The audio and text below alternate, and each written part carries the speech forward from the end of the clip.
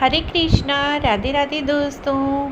वैशाख मास में क्या काम हमें करने चाहिए, क्या नहीं करने चाहिए, वैशाख मास का इतना अधिक महत्व क्यों है, क्यों इस महत्व में दान पुण्य का इतना महत्व है। तो वैशाख मास हिंदू कैलेंडर के अनुसार वर्ष का दूसरा महीना होता है। इस महीने में गंगा उपासना, वरुथनी एकादशी, मोहिनी एकादशी, अक्षय तृतीया, वैशाख पूर्णिमा, बहुत सारे त्यौहार मनाए जाते हैं। इस माह की पुराणों में बहुत अधिक महिमा मिलती है। धार्मिक मान्यताओं के अनुसार इसी माह से त्रेता युग का आरंभ हुआ था। इसी वजह से इसका धार्मिक महत्व और भी अधिक बढ़ जाता है। इस माह को भगवान श्री कृष्ण ने अपना नाम दिया है, इसीलिए इस माह को माधव मास भी कहा जाता है। माधव मास के समान कोई मास नहीं है, सतयुग के समान कोई युग नहीं है, वेदों के समान कोई शास्त्र नहीं है, गंगा जी के समान कोई तीर्थ नहीं है। इस माह के दौरान आपको ओम माधवाय नमः मंत्र का नित्य कम से कम 11 बार जाप करना चाहिए। साथ ही भगवान विष्णु जी के केशव, हरि, गोविंद, पद्मनाभ, मधुसूदन, अच्युत्य और हषिकेश नाम का भी ध्यान करना चाहिए। भगवान को पंचामृत का भोग अवश्य ही लगाना चाहिए। पंचामृत में तुलसी का पत्र डालना न भूलें। साथ ही उन्हें सफ़ेद पीले फूल भी अर्पित करें। इससे कैरियर, नौकरी, व्यापार में तरक्की होगी। आपके जीवन में कोई भी संकट नहीं आएगा। दाम्पत्य जीवन भी सुखमय व्यतीत होगा। वैशाख मास में हमें क्या क्या करने चाहिए कार्य। तो मित्रों, वैशाख माह में सूर्य उदय से पहले ही उठ जाएं और हो सके तो किसी पवित्र नदी, गंगा, यमुना में स्नान करें। अगर गंगा जी, यमुना जी जाना संभव ना हो तो घर पर ही नहाने के पानी में किसी भी पवित्र नदी का जल आप मिलाकर नहाएं। इस माह में निर्वस्त्र होकर नहीं नहाना चाहिए। स्त्रियों को चाहे कोई छोटा सा दुपट्टा ही ले लें, लेकिन आपको बिल्कुल निर्वस्त्र होकर नहीं नहाना। इस दिन नहाने के बाद सूर्य की सबसे पहली किरण को आप अर्घ दें।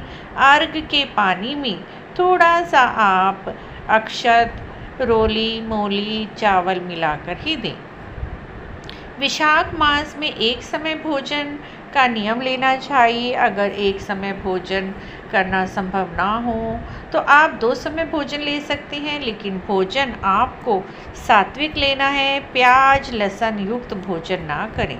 वैशाख माह में भूमि पर ही शयन करना चाहिए और वैशाख माह में शरीर पर तेल नहीं लगाना चाहिए। तेल से बनी हुई और भुनी हुई चीज़ों से परहेज करना चाहिए।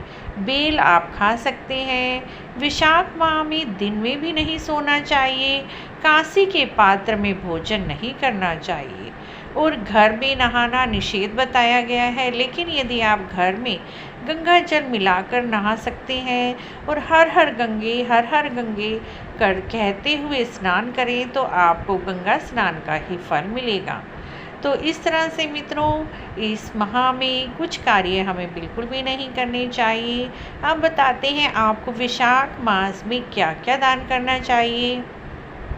वैशाख मास में आप अन्न दान कर सकते हैं। अन्न में आटा, गेहूँ, चावल, दालें, खाने पीने की कोई भी वस्तु दान कर सकते हैं, लेकिन प्याज, लहसुन आपको दान नहीं करना। सात्विक चीज़ें आप दान कर सकते हैं। साथ में वस्त्र दान कर सकते हैं, चप्पल दान कर सकते हैं, छाता, बैटरी, टॉर्च और जल दान करने का तो बहुत अधिक महत्व है। जल चाहे आप चिड़ियों के लिए एक कटोरे में पानी रख दीजिए अपनी छत पर। पशु पक्षियों को भी जल पिलाना बहुत शुभ होता है। गौ माता के लिए बाल्टी भर कर रख दीजिए और चिड़ियों के लिए एक छोटे से बर्तन में जल डालकर आप रख सकते हैं, जिससे पक्षी उस जल को पी सकें। तो सबसे बड़ा महत्व वैशाख मास में पानी दान करने का यानी जल दान करने का बताया गया है। मित्रों, वैशाख मास में कहानी भी जरूर सुननी चाहिए। कैसे एक बंदरी वैशाख नहाने से रानी बनी और एक सुंदर से राजकुमार की माँ बनी, 108 बहुओं की सास बनी और 108 बहुओं पोतों की दादी बनी। यह कहानी भी आप हमारे चैनल पर जाकर सुन सकते हैं या डिस्क्रिप्शन में लिंक दिया हुआ है, वहाँ पर जाकर भी सुन सकते हैं। इस तरह से मित्रों, वैशाख मास में कुछ काम हमें करने चाहिए और कुछ बिल्कुल नहीं करने चाहिए। वैशाख माह में कहानी तो ज़रूर सुननी चाहिए। तो मित्रों, आपको हमारी यह जानकारी कैसी लगी? अगर अच्छी लगी है तो प्लीज़ हमारे चैनल को ज़रूर सब्सक्राइब करें, लाइक भी करें।